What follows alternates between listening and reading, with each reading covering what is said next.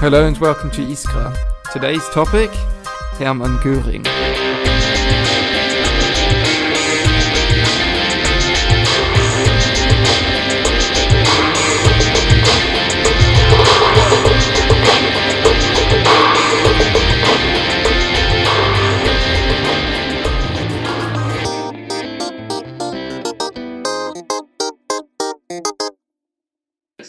Hello and welcome back to our Humble History podcast.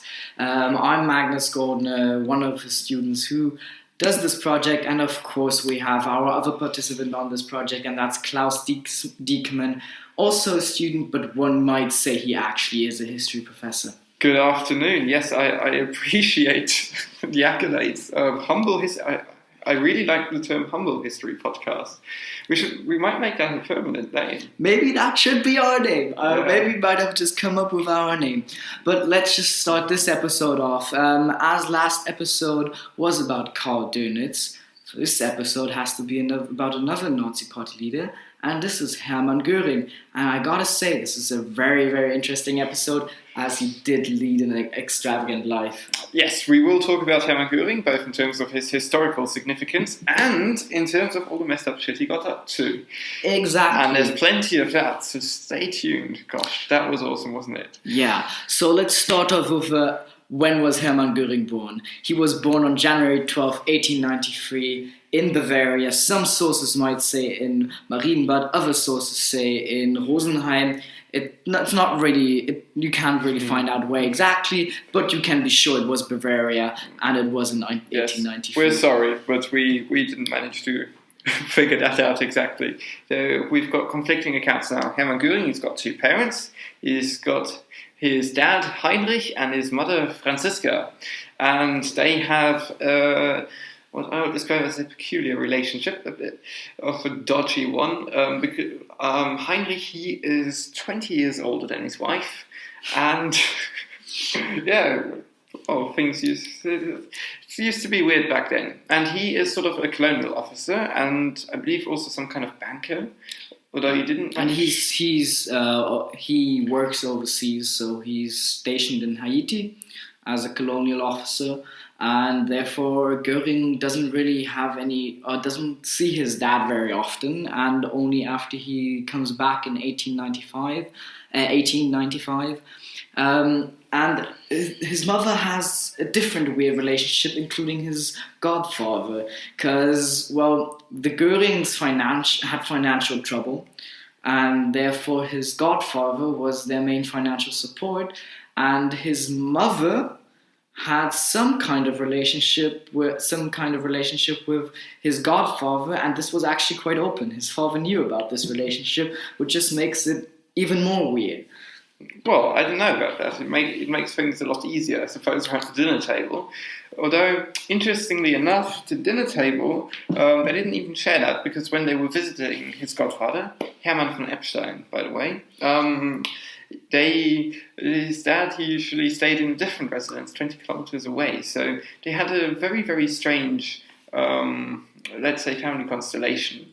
And yes, his godfather, he was also, and this becomes even weirder, he was Jewish. He was a Jewish physician, and it turns out that this becomes a common theme in Göring's life, that he often associated himself with Jews in some way or another, and then later helped them out when he was in a position of power during National Socialism.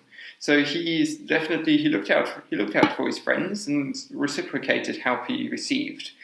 And also, what is very interesting is, and there are some biographers who theorize that Hermann Göring's, let's say, ideological general disdain towards Jewish people might have stemmed from the relationship between his mother and his godfather. And their relationship also ended. Exactly, Göring 15 years later, and all the financial support was lost in Göring's view. In 1912. Yeah, exactly. As in his childhood, Göring was never really a kid that liked to go to school. He mostly ran away, spent the time at his estate of Hermann Epstein.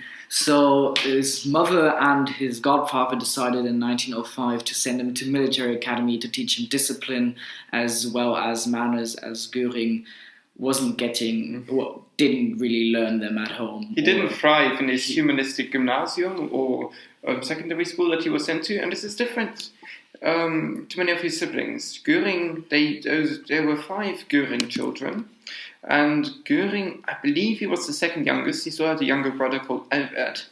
Then he had 2 sisters and an older brother, who, however, were far less notable than the 2 younger.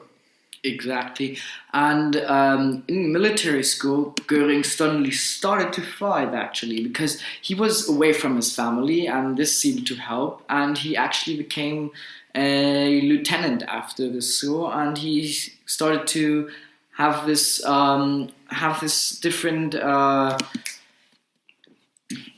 idea of what he wanted to do with his life. He suddenly had a path that was going down that he actually was interested in and something he wanted to do. So he then joined the... Go.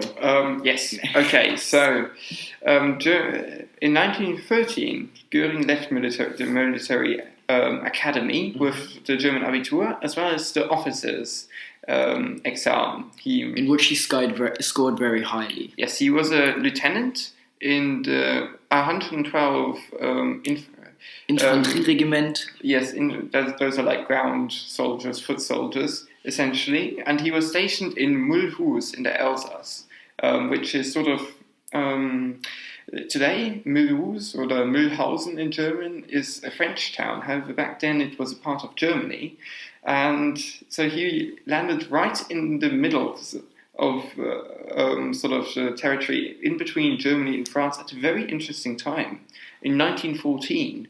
And I guess, as we all know, that was one of the most interesting places in time that you could be at any point in history whatsoever. Exactly. It was the start of the First World War, and as the First World War started, Hermann Göring decided to change his military career from the Infantry regiment into the Fliegertruppe. Yes, he was wounded, and then in the hospital, a mate of him, he was persuaded to not return to the army, but instead to join a very, very novel way of warfare. And a very, very small group at that time. It was very new to have a air force, if you can even call it an air force. It was very, very limited. But he joined this air force and started to thrive as a pilot. Yes, Göring, at first in 1915, he was sent on reconnaissance missions. The Air Force wasn't so much used for bombing in the First World War. This is quite an important difference that one has to understand. Planes, they were largely used to fly over the enemy lines during trench warfare. They were supposed to fly and then they were supposed to take photographs, observe what is going on the ground in order to find weaknesses, chinks in the armor where one could break through the trenches. They wanted to see how many artillery shells they would be attacked with at certain places and so on.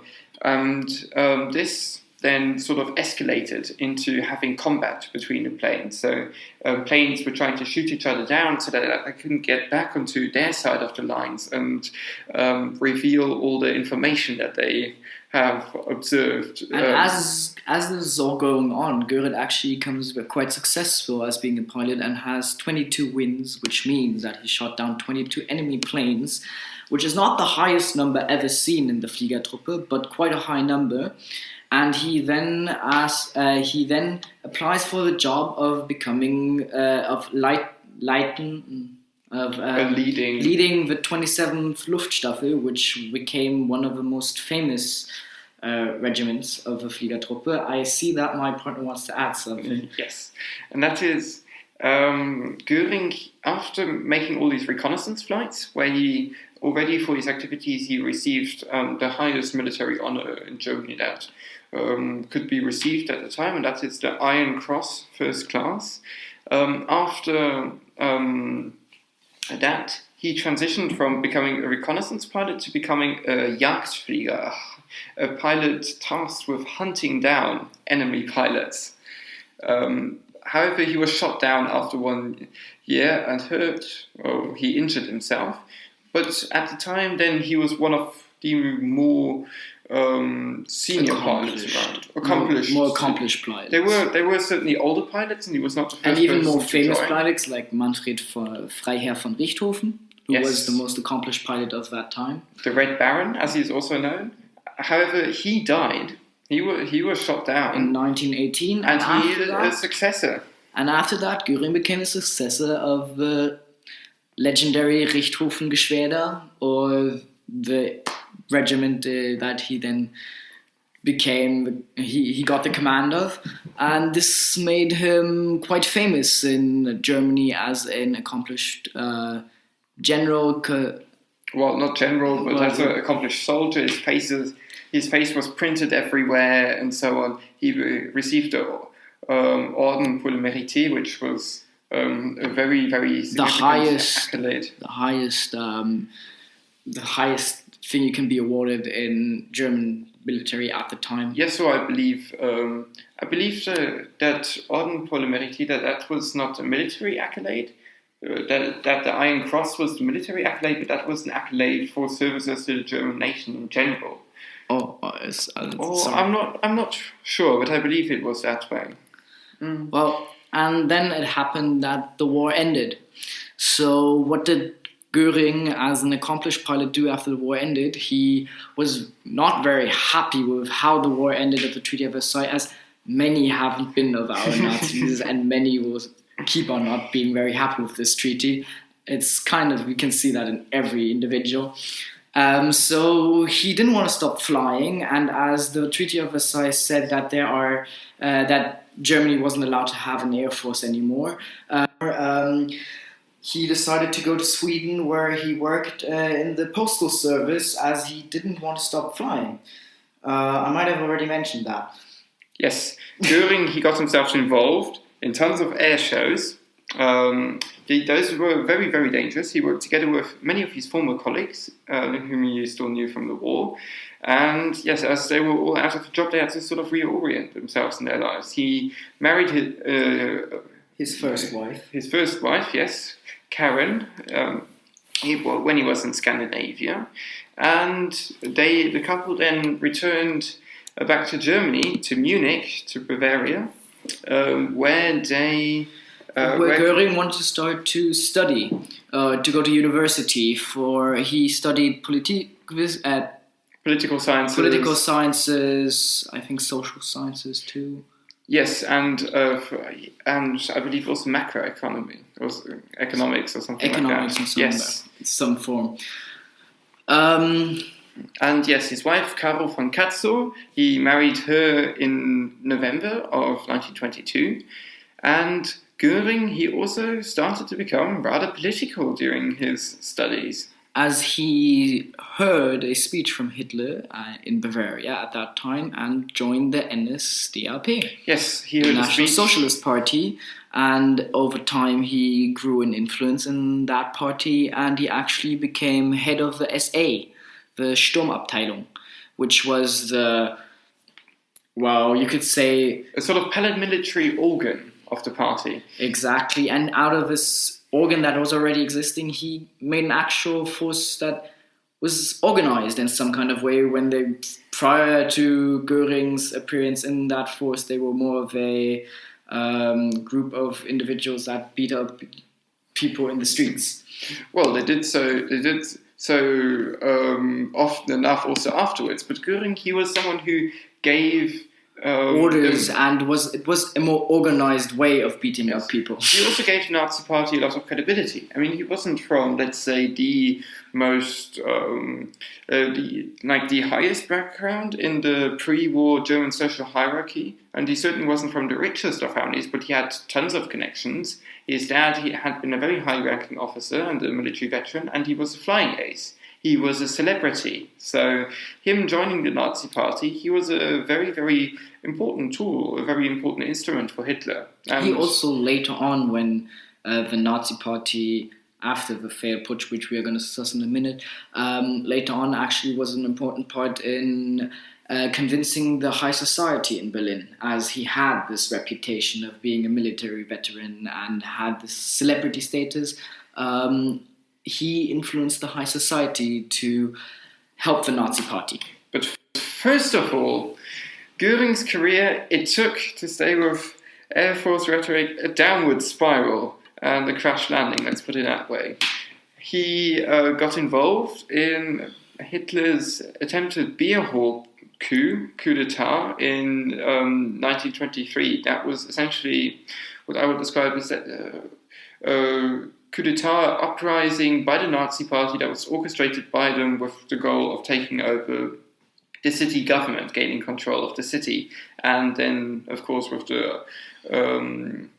the intention of rallying support behind the nationalist cause and overthrowing the Weimar Republic, the democracy in Germany. And it didn't go well, neither for Hitler, the Nazi party, nor for Göring. Göring, in a confrontation, in a big police standoff on the 9th of November, was shot, according to various sources, either in his upper leg or in his hip, and was dragged off the battlefield and brought, interestingly enough, to the house of a Jew, Robert Ballen. Interestingly enough, Göring in 1938, he made sure that Robert Ballen and his wife would be freed from the concentration camp in Dachau. So yes, now that Göring's career took a downward spiral, he had to flee from Germany. Exactly. He fled into Austria, neighboring Austria, to Innsbruck, where he then was brought into a hospital. He was hospitalized and started to get injected morphine, which led to a huge morphine addiction that he fought with the rest of his life, and made him go crazy, you could say. Yes, he in the following years he ended up getting involved in like spats of domestic violence. He traveled a lot. He was first in Austria and Italy. He later he and his wife, they went back to Sweden to live with her family. There he ended up in how should we call it? An asylum? Yes, some kind of mental institution in a straitjacket. Because he was completely out of control.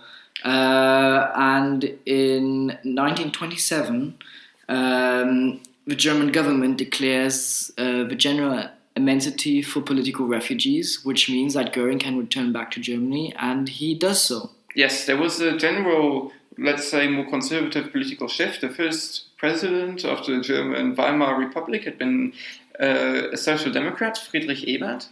Now, under him, of course, these people who had been involved in the coup d'etat, they was, of course, ostracized, and people like Göring, they could not return to Germany safely. But now, after this conservative shift, there had been a new president of the German Republic, Paul von Hindenburg, of the Weimar Republic, and he was like very famous general from World War I. From the Battle of Tannenberg, he was very highly esteemed and, of course, far more conservative than his predecessor. So he allowed people like Göring to return, and Göring then returned, joined the Nazi Party again, and became politically very active once again.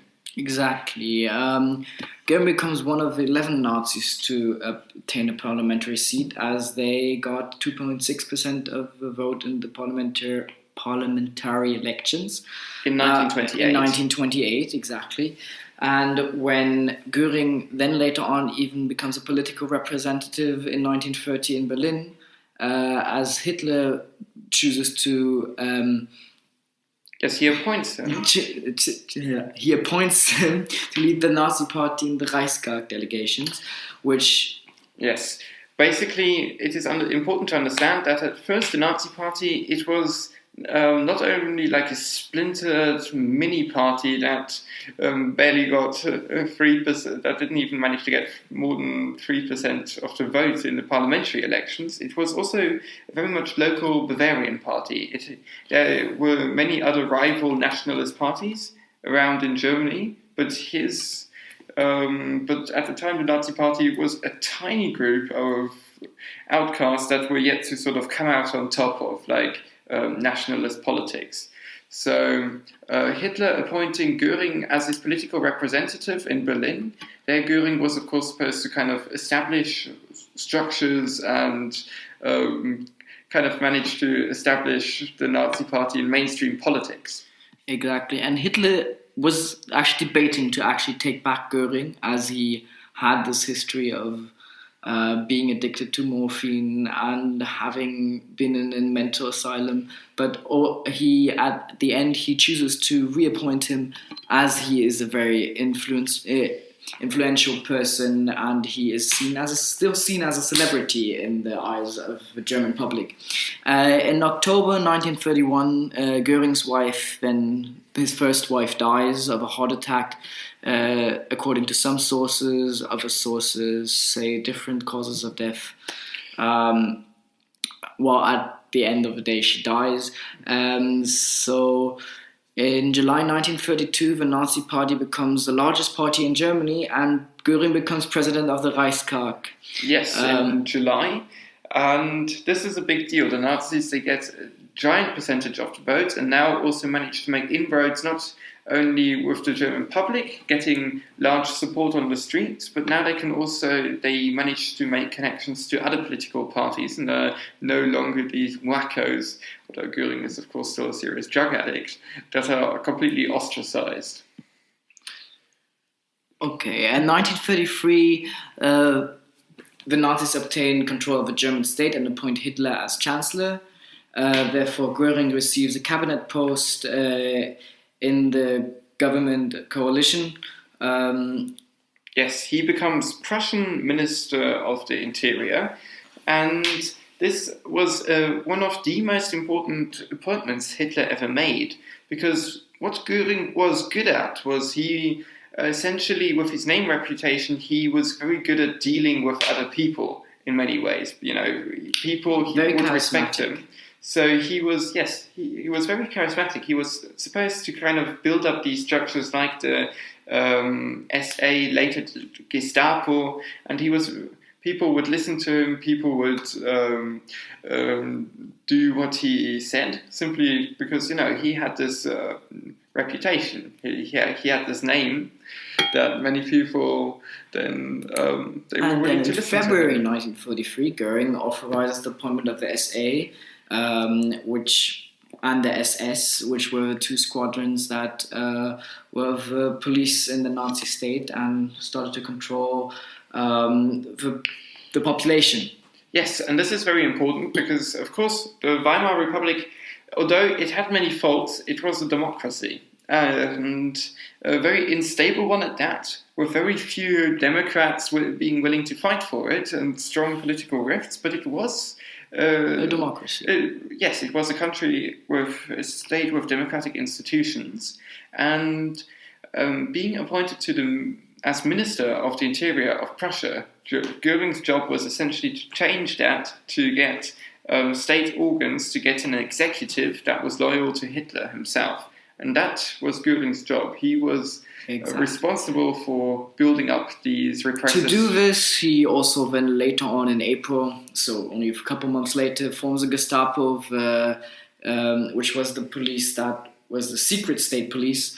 So they were the ones that were not actually seen on the streets, but rather were in the background, listening, tapping over phone lines.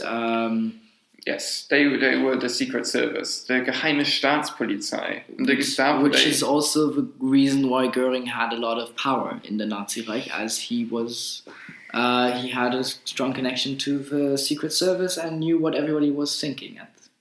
Of course. Now, Hitler is still sort of in the process of establishing structures, and he is still trying to galvanize the German population, rallying them behind his cause. I mean, the Nazis, they had done well in the elections, but they'd only gotten like 40%. They were reliant on coalition partners, and getting rid of a democracy just takes a while. So what Hitler does is first he somewhat purges his party. There was the so-called Röhm Putsch, the Röhm coup, where they removed the SA chief, the chief of the SA, Ernst Röhm, because they believed that he was not fit for the role anymore. Yes, and no longer he was not loyal to Hitler, although he also certainly had ambitions himself. So there was the Night of the Long Knives, when the SA chief Ernst Röhm was, assassinated along with many others. 41 other, I believe 41 others, it might be 42, I'm not sure about that number, but I believe 41 other officers that were seen as political enemies for the Nazi government, as they had own plans. So that assassination happened on the Night of the Long Knives. Yes, and now that Göring had basically been the guy Hitler had used to establish all these structures, to establish his dictatorship, his iron grip on power, Göring, he was rewarded. Although he was still addicted to morphine, although he was still barely able to in any way, shape or form execute his job, although his wife had just died, although he was frankly a mess, he was appointed second in command. By Hitler through a secret decree. This was not public at this point. In the event of Hitler's death. And then he became the Göring's most famous role in the Third Reich was, of course, being the chief of the German Air Force, and this happened in 1935 when he gets appointed to do so. He held this position until the end of the war, nearly the end of the war, April 29th, 1945, as things kind of changed at that point. Yes, we'll get into that at a later stage. But now, yes, so Hitler was appointing Göring to all kinds of posts. He also appointed him to Commissioner for Raw Materials and Foreign Currency. And appointing... That was a year later between this. He did marry for the second time an actress named Emmy Sonnemann. Emmy Sonnemann. A bit younger. As always. Stable relationship, naturally. Yes. Hitler appointing Göring to all these different plans, it was essentially that they were great allies. When Hitler appointed Göring to something, he knew that Göring, he wasn't the most politically ambitious in many ways. Göring, he didn't want to overthrow Hitler. He was very happy to have a giant estate, be able to... A lot of luxuries. Yes, to be left alone to do his stuff, and he wanted to have a ton of money. This is also the reason that there was kind of a debate. Well, there was always a difference in idea between Hitler and Göring at that time, because Hitler was starting to push aggressively for making Germany generally bigger, adding different territories to Germany. First of all, starting off with Austria, the so-called Anschluss, in which Austria was part of Germany, and Göring was always kind of against these pushes, as they were making these were quite aggressive, and were the Allies, well, France and Britain saw this as a threat. So when Hitler, after the Anschluss, also wants to invade the Sudetenland, Göring is very against this, but over time, as Göring is part of the Nazi party, he believes that this is that he has to follow Hitler, and therefore he then chooses to go the path of war. Yes, precisely. So the thing is, we have to get behind Göring's personal motivation. Göring is not so much an ideologue like Hitler or Himmler, who would have who were all about, wanting to conquer as much as possible and to exterminate as many political opponents, Jews, communists, and so on, as they could. Göring was more like a guy who was like, oh man, Adolf, why can't we just chill? We've got these giant houses and we can afford to buy as many paintings as we want. Why would we want to conquer them? Paintings is a good. Yes, we'll get to that. The word painting again. Yes. So he wanted to just consolidate live life to the fullest. Yes. While doing more food. And, why would you risk everything and possibly end up in front of military tribunals if you've already got all the power, everything you could wish for? Now, Hitler then promotes Göring to Field Marshal General. Of course, it was Hitler's plan all along to conquer as much territory as he could, so that was always a difference, an ideological difference, I suppose, between the two. And Germany, they get ready for war. During the Reichskristallnacht, Göring then later, for instance, frees the guy who saved during the Nuremberg coup. The Reichskristallnacht, interestingly enough, took place also on the 9th of November in 1938, just a year before the beginning of the the Second World War. So yes, you can already see that the country they are already bracing the entire continent really. The next target on the list, of course, and the start of the First World War is Poland, and as the plan is to invade Poland, this is the point where Göring has completely taken the path of war and is joining Hitler in the plans of using the Luftwaffe in the so-called famous Blitzkrieg tactics. Yes, well, at this point, Göring has kind of noticed, okay, I realize, we are going to do this, and we are going to go to war, both in the East and the West, and so on. So But one has to add, having the Secret Service and tapping phone lines, he actually tells Hitler that he thinks that Britain and France will not go to war if they attack Poland. He actually persuades Hitler that this is the case, which of course it isn't, and that's why the war starts. As he believes that as it already happened in Sudetenland and nothing happened, and Austria, nothing happened, why should they act for Poland? Yes. But this is not the case. So there's war.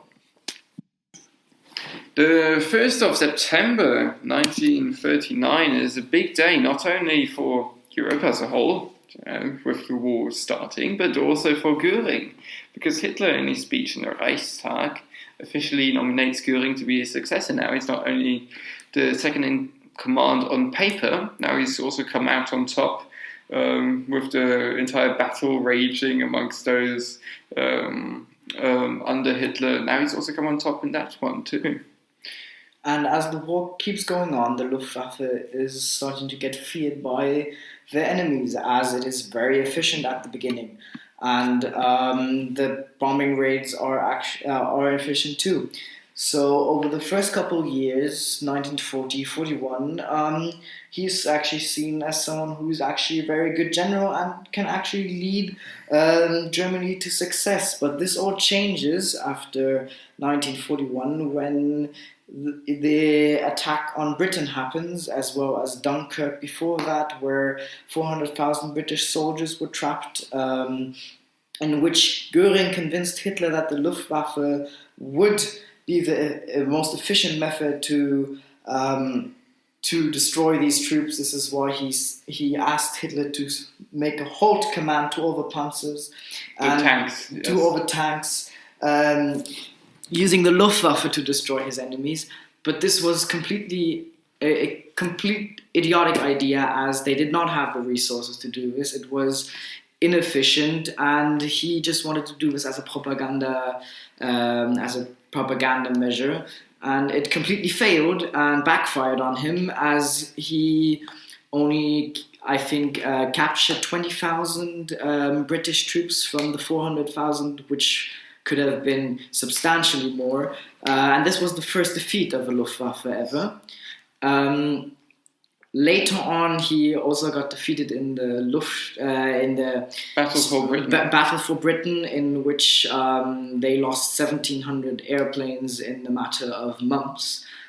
Yes, Göring, he wasn't much of a military genius. He had been a very famous flying ace with 22 wins during the First World War, and that certainly was part of the propaganda. Then later, when he became appointed head of the German Luftwaffe, however, it is important to see that he was not much of a military strategist. There are many well-documented incidents, such as the one in Dunkirk, exactly that Magnus detailed, where he passed over the chance to obliterate the English Expeditionary Force.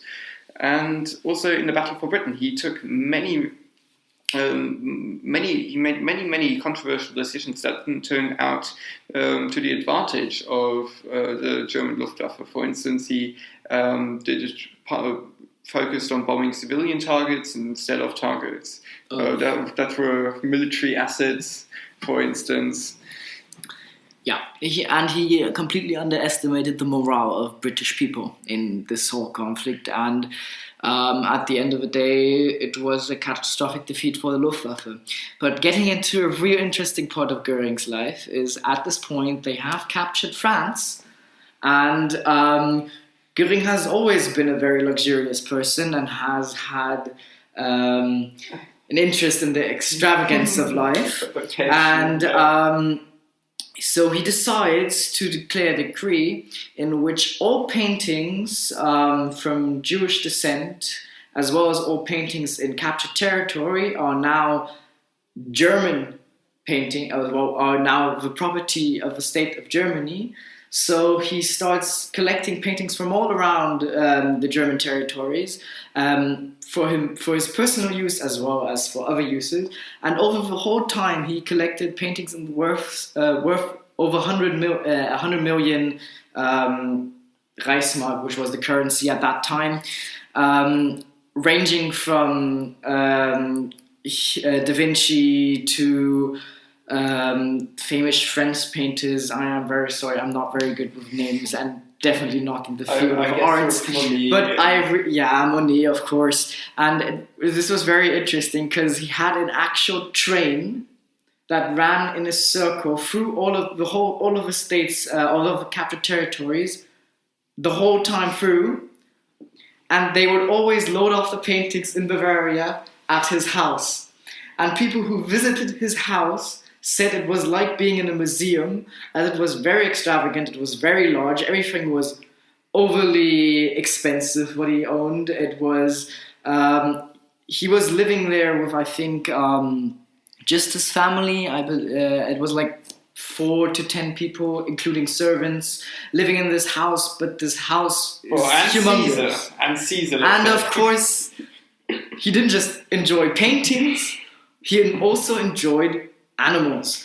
So he had lots of different pets, one of them being Caesar, who's actually who you can actually find online when you look up footage of Göring, where he's talking in Bavaria in his lodge, and there's a wild cat, Caesar, a tiger, or a lion, I'm not too sure to be honest, walking around him, and he keeps calling Caesar, and he just has cats, just wild animals walking around him while he's looking at his paintings, and he's enjoying life very much.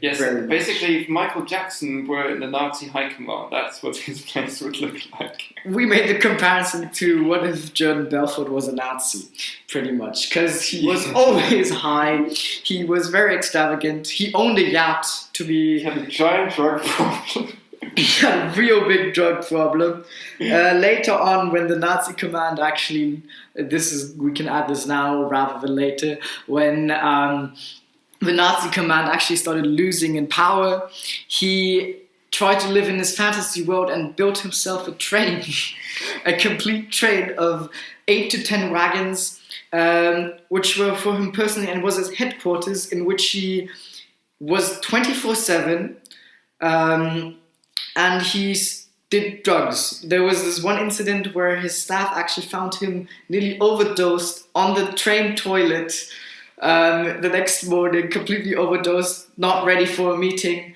So he was living in this fantasy world, and because I forgot it, he actually, in each of his estates, he had a complete room dedicated to what's it called? In German? Eisenbahn, you guys' trains, like model trains. Model trains.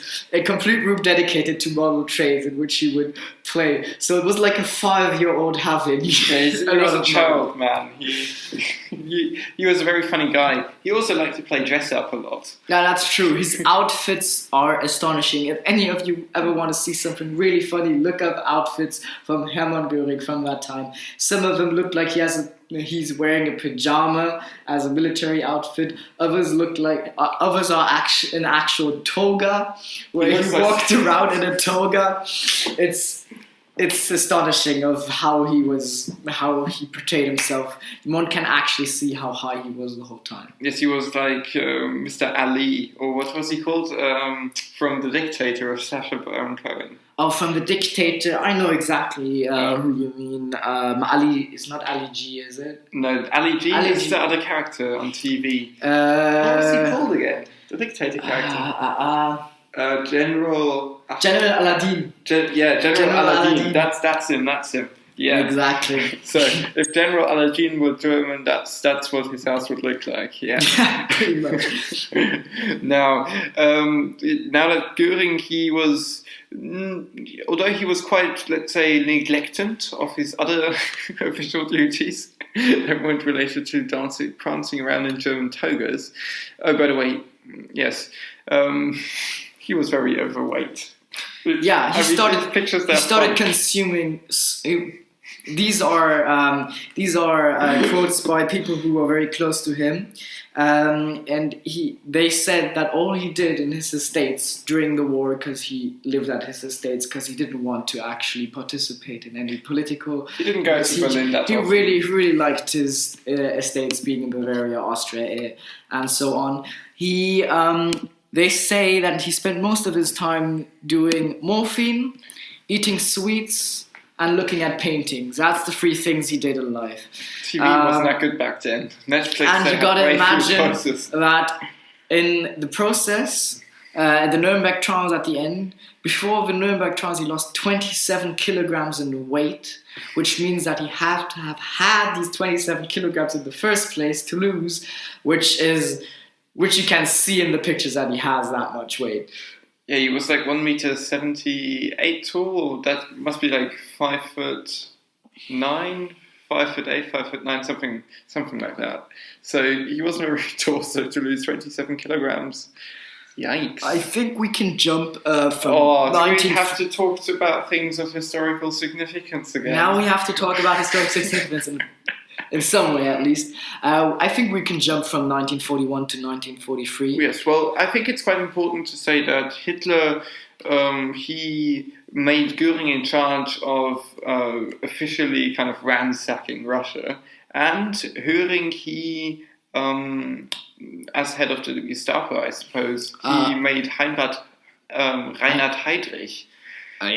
Boss of the final solution, the Endlösung, exactly, where they tried to exterminate the Jews in Europe. Exactly. So and in 1942-43, Göring has another critical military error in which he believes again that the Luftwaffe is the best thing that could ever happen to Germany. Yeah. And as the troops are stuck at Stalingrad, the German troops, about 280,000 men. Today, St. Petersburg. And they are completely out of material. They have no food left. They don't have any resources. He says to Hitler again that he believes that the Luftwaffe can supply them. And even to today's standards, this is nearly impossible at the standards that we have today with our aircrafts to supply a force of that size with resources just by air. So this fails completely, and he, I think, sends about 1/50th or 1/100th of the resources to the troops. that is actually needed, and they fail at Stalingrad, and after that he lives in his fictional world in which he doesn't see reality anymore, and Germany is on the downfall. Stalingrad, or Volgograd, as it is, I believe, called today, the town in Russia, there wasn't much left of the city afterwards. That was basically the turning point on the Eastern Front in World War II, after which the German soldiers no longer managed to advance into Russia, but were pushed back by the Soviets. And in 1943, on the 12th of January, Göring turns 50. So he has an extravagant party, of course, as always, and actually asked the head of finance of the German party if he can have 2 million Reichsmark to make Karen Hall, which is the estate in which he lives, that's already huge, even bigger, as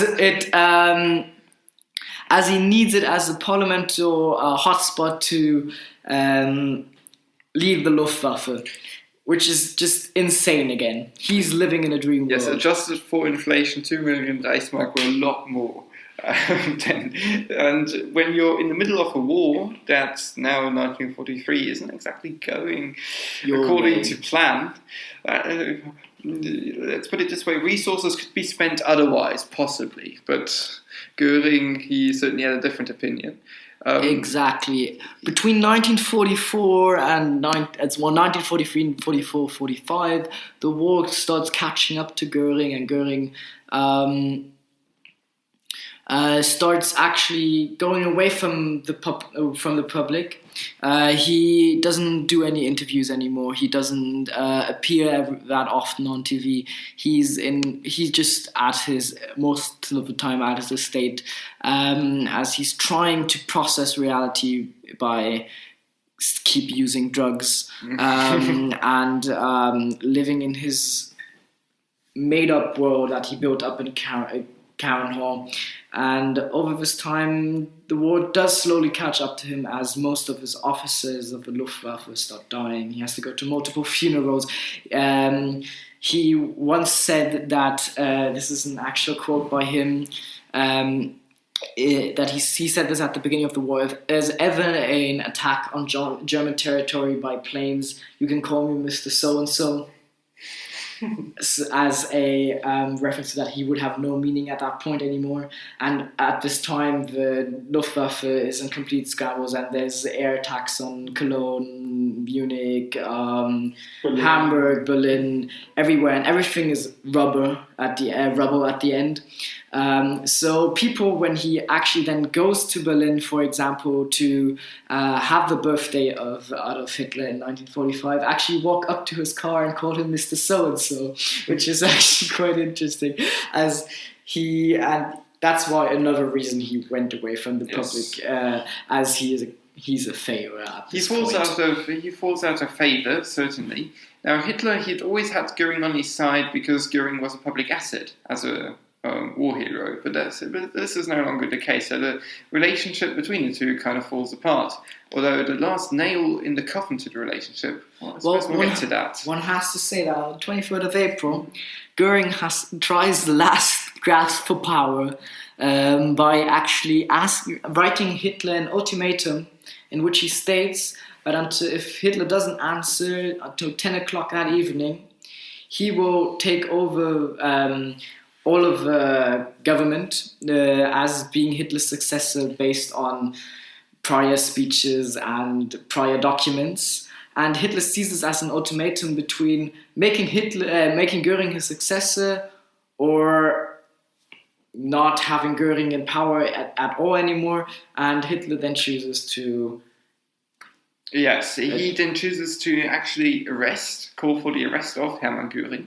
Now, at this point, Hitler is downstairs in the bunker. Also, you got to say that the arrest is a very nice one by Hitler, because the arrest is not actually him put away in a cell, but him being on house arrest, so forced to stay at his estate with officers looking over him. But for that, Hitler would have had to get his hands on Göring. He's now downstairs in the bunker. Göring, he is meanwhile in the so-called Alpenfestung. He's in the Alps in southern Germany.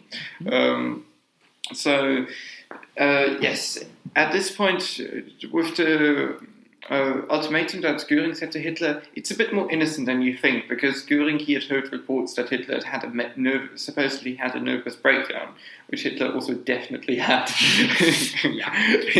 And these are the last days, so these wouldn't really make a difference. Not much, no, in terms of the outcome of the war. But yes, now Göring, he falls into the hands of the Allies. Hitler, he tried to arrest Göring, he stripped him of all his offices and so on. And all of his achievements too. Yes, Göring, he now flees, he leaves Karen Hall on the 8th of May 1945. He flees to the palace of Schlosshorn close to the Seller See, where he is captured by the American army after an airstrike. And after this, Göring is, he's done for, you can say. Until the Nuremberg trials, he is just captured. He's treated as a criminal, but he does appear on US television as a kind of propaganda gig in their way when he's captured, as at this point the war is not yet over. Or at least there's still pockets. It's close to over, and for the US to see the successor of Hitler, or second in command, captured by the Allied forces was just a great view. It got a lot of likes on Instagram. That's a good reference. Yeah. It would have been fun to have social media during World War II. Exactly. Imagine Hitler would have had Twitter. Going into Poland, amazing atmosphere. Yeah. Imagine Donald Trump being in the Nazi hike. I mean, Donald Trump in the Nazi hike, that's another parallel to someone else one can compare to Göring. In a way. I mean, imagine Trump having a morphine addiction running rampant. I cannot say. Rampant. We don't know if he does or does not. We can never say. Yeah, I don't have a personal connection to Mr. Trump. High that we know of. Exactly. I mean, with his hydroxychloroquine, who knows? Exactly. And after his capture, as I already mentioned, the 280-pound heavy Göring must do a diet, as well as he gets stripped of all morphine, so he's completely sober at that point. Which might have been a mistake in the end, because this makes him more credible in front of court. Yes. Now, at first, Göring, on the 21st of May, is interned in Mondorf, in Luxembourg, in an American camp. There he is interrogated for approximately 4 months, after which he is moved to Nuremberg. Of course, yes, now we're going to talk about the Nuremberg trials, and Göring's involvement in there, and yes. Well, Göring in 1936, the Nuremberg trial starts, and Göring is the first one to be. It doesn't say to go to the microphone. To go to the microphone. He's the first accused. He's the first who has to defend himself, and he tries to plead not guilty, which of course is a hard plea to have as being Hermann Göring, and he actually tries to do this in a very charismatic way with holding long speeches, but the judge doesn't have any of it and just asks him to be very subtle with his answers and do them very shortly, as he tries to talk his way out of the Nuremberg trials, in which he's accused of conspiracy, crimes against peace, war crimes, and crimes against humanity, in which all 4 he's found guilty in, and is sentenced to death by hanging.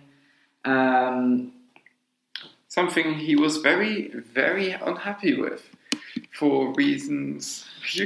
I can explain the reasons. Yeah, please, sure. go ahead. Well, as hanging, he sees hanging as being a punishment for criminals. Yes. He does not see himself as a criminal. He sees himself as a martyr, a war hero who just was playing for the wrong side. So, after he's accused of, he's sentenced to death by hanging, He tries to appeal this order, as he doesn't want to die like a common criminal by hanging, but rather through getting shot in the shoulder by a firing squad. Or maybe not in the shoulder. No, That's it was actually stated in one of his letters that he wanted to be shot in the shoulder, like in the shoulder region, heart region. Exactly. So a deadly shot. Instead of having to die hanging in the streets like every other common criminal. At least that's, of course, in Göring's perspective, the way he wanted to die. So how did he try to change this? Well, he found a way. Yes. The way is not really known exactly, but the end result is Göring dies through cyanide, through a cyanide capsule. On the eve of when his execution was scheduled and when the others were executed. So on that day, he receives through various suspects and hasn't been determined until now who it might have been, and of course in historic cases that are not that haven't been resolved, and this one's 70 years in the past, it's not going to be resolved ever, because most of the suspects all of the suspects are already dead. It might have been a baby, and it could exactly. But yeah, so there's the question really is, how did he obtain the cyanide? And there's pretty much 3 different theories. There's 2 different one army officer and one how is someone called who's below an officer? A simple guard who was simple working guard, at the exactly. Let's call him a simple guard who was working at the prison. So the first person, or the first suspect, is Wheelers, who is an American army officer, as already mentioned, and who had some kind of personal friendship with Göring, talking a lot about sports, flying. He had photos taken with him with with gold watches that were most likely given to him by Göring. So there was some kind of friendship or association of the two. That's why he was suspected to maybe have given him the cyanide and the easy way out instead of hanging. The second suspect is a man named Mr. Stivers, who is a guard at the prison, and he was 19 years of age, pretty much just a local guard. And same thing again, he was kind of bored of his prison duties, at least that's what he states, and the only real connection he had with people was talking to the inmates, and he collected different autographs from the different imprisoned people, as well as, of course, there was also some kind of relationship outside. Would Klaus want to mention something to that? Yes. Well, essentially, he was approached by a brunette. That is how she was described. Very, very 20th century, I suppose. And essentially, she requested Göring's autograph and so on, and wanted to know a lot about it. And it is sort of suspected that she might have given him some kind of capsule or something that he then smuggled through to Göring. However, it is known that he apparently also never saw her afterwards. So some people suspect that she might have been some kind of spy. So that is one theory. And then I believe the last theory is that some kind of SS army officer smuggled in the cyanide pill, as he was suspected as he possessed a similar pill in his luggage, and therefore might have had a second one. Yes. But that's the third theory.